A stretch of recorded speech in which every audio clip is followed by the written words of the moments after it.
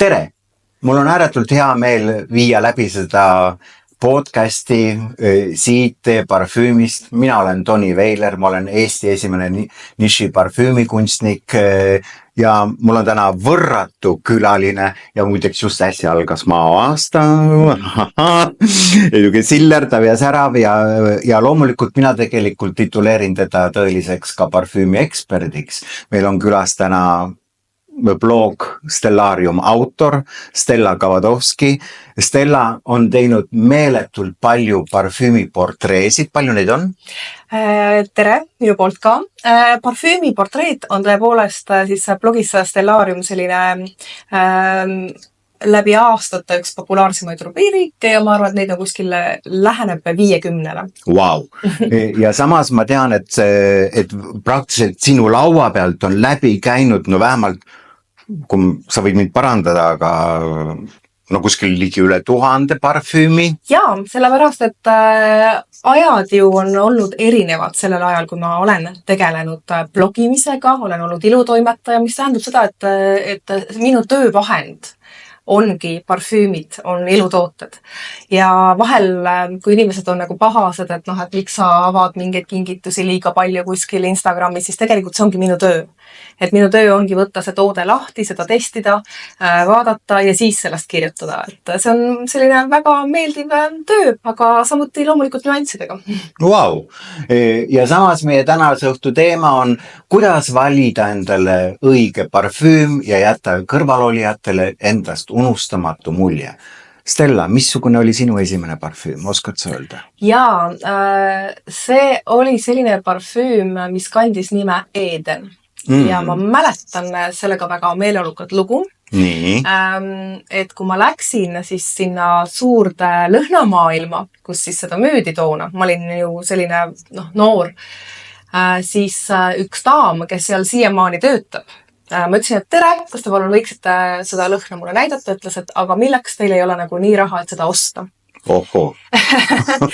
Nii et siit minu soovitus, et tasub siiski olla nagu tegelikult kõikide inimeste vastu lahke, sest see ei maksa midagi, tasub olla viisakas ja miski pärast sellesse konkreetsesse lõhnamaailma, kus mulle kunagi nii öeldi, sinna ma tagasi ei kipu ja ma oste ei tee. Ja mul oli aastaid selline tunne, et kui ma läksin sinna, siis ma nagu Alice Imedemaal kahanesin seal ukse juures ja alles hiljem ma sain aru, et see on vana emotsioon ja selle on tegelikult tekitanud lihtsalt üks ennast täis müüa, mis on täiesti uskumatu, et nii väike asi võib siit tegelikult mõjutada, aga vaata, kuidas ta nagu pisendas mind, sul ei ole nagu nii raha, et seda osta.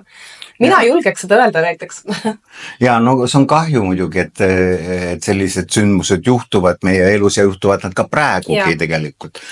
Aga samas jälle ikkagi tuleme nüüd ikkagi teema juurde. Kuidas valida endale õige parfüüm ja jätta kõrvalolijatele unustamatu mulje? Kui me nüüd võtame selle slogani järgi, Stella, kuidas sina valiksid endale parfüümi? Ma valin vastavalt sündmusele, vastavalt tujule ja ma miksin parfüüme. Kui sellest on nagu hästi palju räägitud, et parfüüm ei tohi kunagi miksida ja see on ühest filmist nagu läbi käinud, eks ju, et parfüüm ei tohi miksida, siis minu meelest parfüüme võib miksida. Ma valin neid täpselt vastavalt oma tujule, et kui mul on hommikul millegi tummise järgi tuju, umbes tassikse kohvi kõrvale tahaks ühe väikse parfüümi sutsaka, siis lasta sisse, seda ma ka teen. Kui mul on midagi värskemat, siis ma valin värskema ja minu jaoks nagu, ma pean ütlema, et parfüüm on ainult esialgu minu enda jaoks, et ma pean sellega kõigepealt ise hakkama hästi läbi saama. Mul peavad tekkima omad assotsiatsioonid ja siis ma olen nagu valmis minema selle parfüümiga siis välja. Et mul on selline vasaku käe parfüümi reegel, et ma aeg-ajalt panen uue parfüümi, mida ma hakkan testima, siis ma panen siia kella juurde, tuhistan siis selle käe täis, näiteks võtame siit selle Soome soomlastele loodud vimma. Ja see on meie poolt loodud. Lemmik, et ma lasen nii. Ja siis ma katsetan, et kuidas ma temaga hakkan läbi saama. Ja siis ma vaatan, kuidas ta mu käel elab, mis emotsioone ta tekitab ja mul on tavaliselt kasutuses vähemalt kuskil 10 parfüümi. Äge.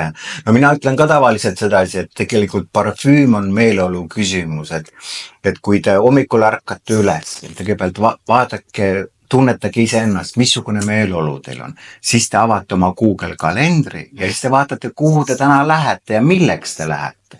Ja vastavalt sellele te valite endale selle päeva parfüümi. See ei pea sugugi olema kogu aeg see üks ja ainus see teie lemmikparfüüm või teie signatuurparfüüm ja ma usun, et teie signatuurparfüüm ei solvu, kui te vahel teda vahetate mõne teise parfüümiga.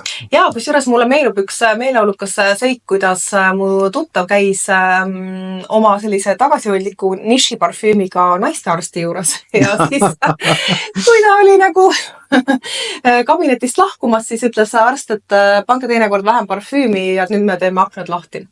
Nii et tõepoolest, eks ju, igaks elujuhtumiks peab olema oma parfüüm. Absoluutselt. Aga mis sa arvad, et kas, sa tõid sisse sõna, sa mängid parfüümidega, sa stililiseerid neid või meie ütleme selle kohta, sa layerdad neid miksid ja layerdad, et see on praegu tegelikult selline mõnus trend, et vanasti öeldi, et ei mitte mingil juhul, aga just praegu on see hästi trendikas ja see on hästi lubatud, et te võite kasutada ka mitut parfüümi korraga ja te ise astute sellisesse loomingulisesse rolli.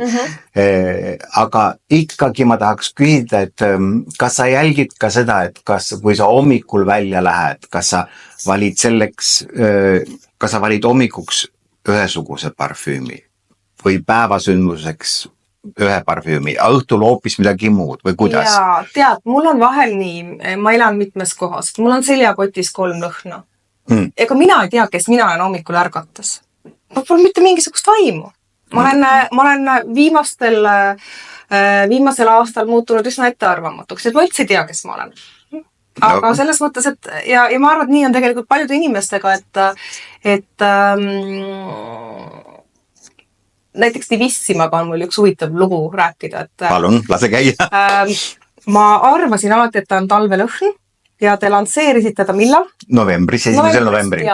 See oli Merle sünnipäeval. Merle Palmiste sünnipäeval, eks ole. Ja ühel väga meeleolukal sellisel suvisel üritusel ma panin Divissimat endale ikkagi niimoodi, et pool pudelit. Ja mul oli selline sügav dekoltee ja mida ma siis sain teada oli see, et mingil hetkel see parfüüm hakkas elama nagu sellist mõnusat oma elu seal üritusel, et hakkas nagu siit kuskilt nagu igalt poolt nagu tõusma. Ja ma mäletan, et ma jalutasin sealt ürituselt koju ja see lõhn käis nagu kogu aeg minuga kaasas. Nii et iseenesest tasub testida, eks ole, seda, et see, mis tundub sulle talvelõhn, võib tegelikult olla ideaalne mingisuguseks suvesündmuseks, et nüüd mul nagu pigem see jalutuskäik on selle lõhna sees. Ja et ma kogun neid mälestusi sinnani. Ja nii ta tegelikult ongi, et ei ole konkreet, me võime küll arvata, et see sobib võib-olla rohkem meile suvesse või talve, aga kui me oleme jõudnud, näiteks meil on Ollala lõhn ja me alguses mõtlesime, et ta on nagu rohkem suvine, aga tegelikult ka talvel, kui sa paned selle peale, ta aitab sul, meie talved on ju sellised sombused ja nii edasi ja sa paned selle peale ja ta toob kuskilt selle päikesepilve tagant välja ja sa tunnetad, et kevad on varsti saabumas. Ja mina olen muideks Ollalaad blogis Stellarium portreteerinud ja minu jaoks oli ta just nimelt talvelõhn. Nagu selles mõttes, et soe, mõnus, nagu selline kašmiirsall. Et tõepoolest ma arvan, et mida suurem on see valik, seda rohkem sa saad tegelikult otsustada, mida sa kasutad. Aga mina juba, ma arvan, et miksisin parfüüme kuskil julgelt 10 aastat tagasi ja ma mäletan, et üks oli mul siis Serge Lutani vanilje, mis on selline imeline puhas lõhn ja siis ma panin ühte väga värsket lõhna peale, sellega ma sain ka alati komplimente. Aga need esimesed 3 lemmiklõhna, mis mul alati on, need ma hoian saladuses, sest et kõik ei saa ju ometi välja rääkida. Absoluutselt, meil peab saladusi ka olema. Teeme vahepeal santé ja meil on siin mõnusat mulli, aga ärge mõistke meid hukka, meil on täna alkoholivaba mull, aga mull käib alati hästi parfüümidega kokku. Aga mul on kohe 2 intrigeerivat küsimust seoses sinu jutuga. Esimene, kuidas sa layerdad? Kuidas ma layerdan? Ja missugune on sinu tehnika, layerdamise tehnika? Ma küsiks edasi. Ma layerdan nii, et oletame, et ma mõtlen, mida ma siit seda. ma leierdan selliselt, et see oli minu esimene leierdamise viis. Sest ma vahel panen nii, siis ma võtan järgmise, mul on vahepeal juba meelest ära. Nii. Siia ma tavaliselt panin siis seda vaniljat. Ja siis ma võtsin järgmise parfüümi, oletama selle. Siis saa nagu kõik pudeleid tühjaks lasta. Ja siis selle... No meil on veel nii, et lase julgelt. Selle ma lasin endale niimoodi üle. No selles mõttes, et ikka nii, et kui ma lähen rongi, et siis esimesest vagunist kuni viimasest vagunist saan tunda. No vot, see ongi niimoodi, et nii palju kui on inimesi, nii palju on meil ka erinevaid lähenemisi. Meie võib teha niimoodi, nagu näitas meile praegu Stella, kellele meeldib niimoodi teha, you are welcome. Aga meie soovitame teha natuke teistmoodi, aga see ei tähenda, et me ei ole õiged ja sina oled vale ja vastupidi. Me soovitame, et kui te tahate hästi leierdada, et siis te võtate nagu alguses ühe koha, te pihustate siia peale, lasete tal natukene nõndanimetatud sisse imbuda või kuivada ja siis umbes 50 minuti pärast lasete selle sama koha peale absoluutselt teist parfüümi ja võt siis nad hakkavad koos edasi mõnusalt mängima. No selge, siis üks nipp veel juures, aga mulle just meeldib see, et nagu siin mängib võib-olla nii-öelda viiu ja siin nagu tuleb cello, eks ole. Ei, see on huvitav. Ja teine, mida ma aeg-ajalt teen, ongi see, et mul läheb nagu ausalt meelest ära, et ma olen nagu parfüümi lasknud, sellepärast, et mina elangi sellise parfüümi pilve sees. Ma olin üsna haige üks periood, kus ma pidin olema väga palju voodis. Ja ainus, mida ma tegelikult kasutasin religioosselt, olles ka haigena, oli parfüüm. Nii et veel kord, mina tõesti kasutan parfüümi eelkõige isenda jaoks. No, kadestamisväärne ja väga huvitav. Ja teine siukene sinu jutust, kui ma kuulasin ja jälgisin sind, siis mul tekkis teine siukene, kuidas öeldakse, noriv küsimus võib-olla. Ja sa ütlesid, et sina ikkagi lased niimoodi seda parfüümi peale. Vaadake, kui põnev. See on õige, see on hea ja nüüd, kuidas mina jällegi soovitan, mina olen meesterahvas võib-olla sellest tingituna. Mina armastan, et minu jaoks on mida vähem, seda rohkem.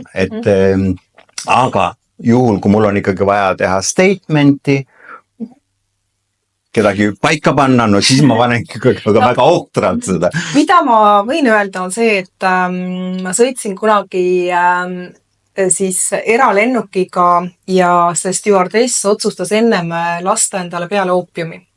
Ja põhimõtteliselt see oli see hetk, kus sai saakend ka lahti teha, on ju. Ja ma olen sellest õppinud, et kui ma näiteks lähen teatrisse, siis ma ei soorita mingit mõrva seal. Mul on just sellised asjad, kus on ütleme kus on rahvarohked kohad, siis ma tean, et ma võin kellelegi tekitada allergia, peavaluda, võib-olla isegi mujal istuda, et selle etiketiga ma olen kursis, aga tead, ma olen selline tüdruk tõukerattal. Sõidan palju ringi, käin, mul ei ole selliseid asju vaja, aga kui ma ise kunagi podcasti tegin, siis ma nagu samamoodi ei hakanud nagu mõrvama parfüümiga oma külalist. Aga mul on mind ikkagi kummitab nüüd jällegi veel üks küsimus, et kuna eile algas maoaasta, sa oled väga sa oled vastavalt stiilselt. Aga ma tahaks ikka teada, missugust lõhna sa kandsid eile, kui sa võtsid vastu maoaastat? Eile, kui ma võtsin vastu maoaastat taevapäralt, ma olin eile Anne ja Stiili ilugaalal. Nii, seda põnevam. Ma ei saa rääkida seda sulle. Okei, kahju. Nii, et võite meile ma pean podcasti, aga seda te võite meile kirjutada ja kui me edastame selle küsimuse, äkki ta teile siis privaatselt vastab. Ma võin nii palju öelda, et see on sinu looming, aga ma ei saa sellest rohkem rääkida, sa tead ju miks.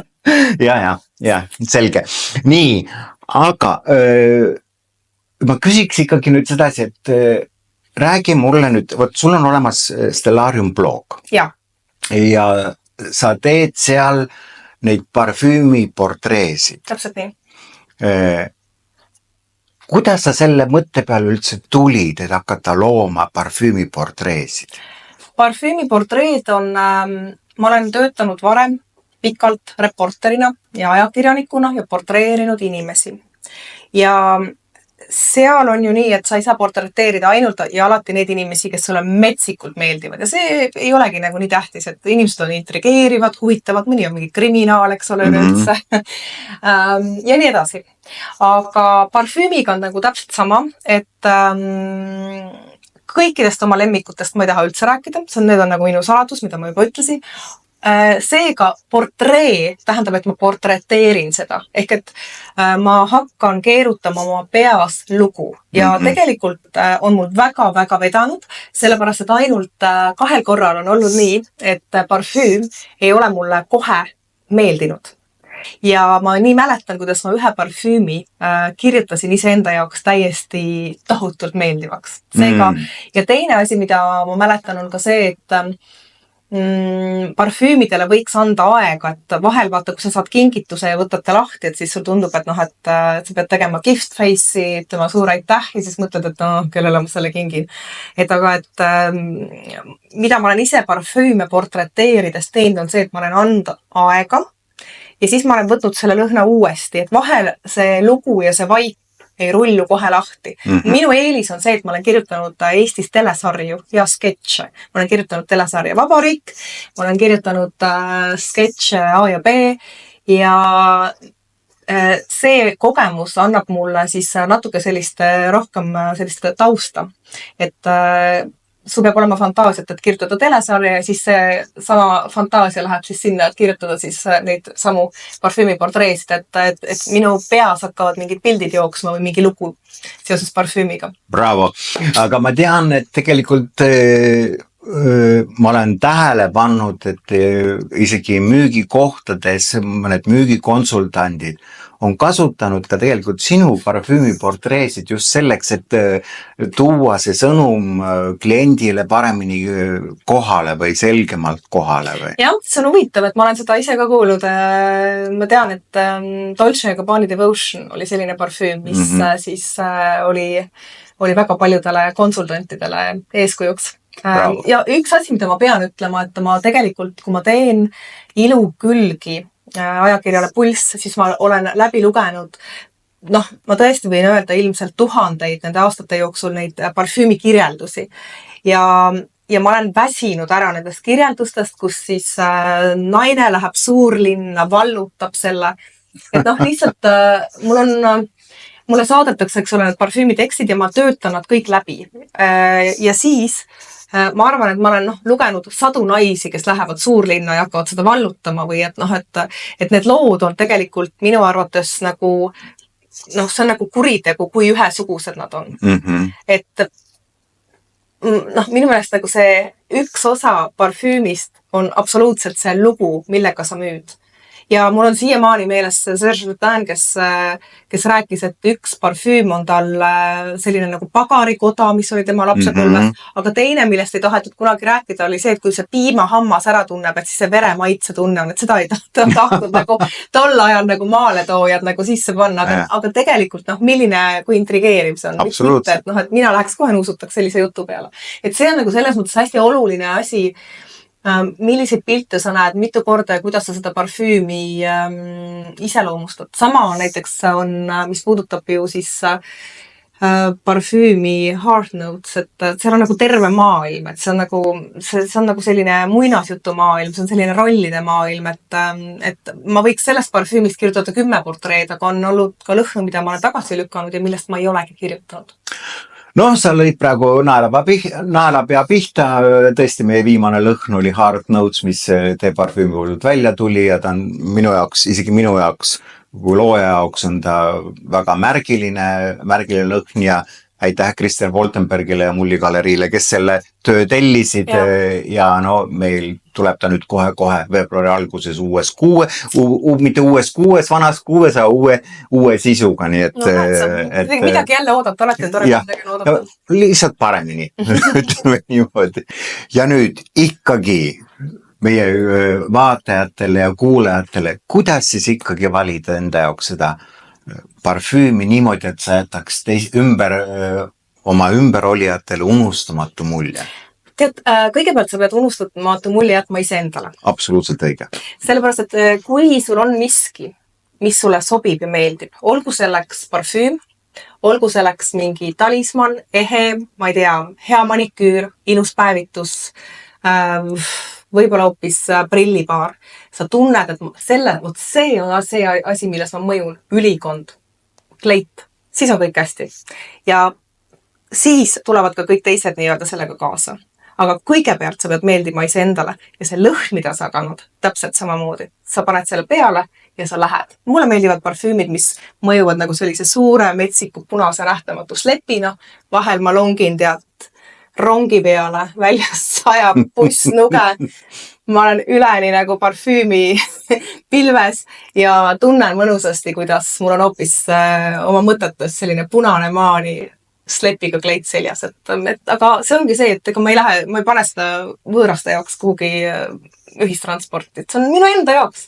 See on sama, kui ma pidin pikalt lamama ja kasutasin seda parfüümi enda jaoks.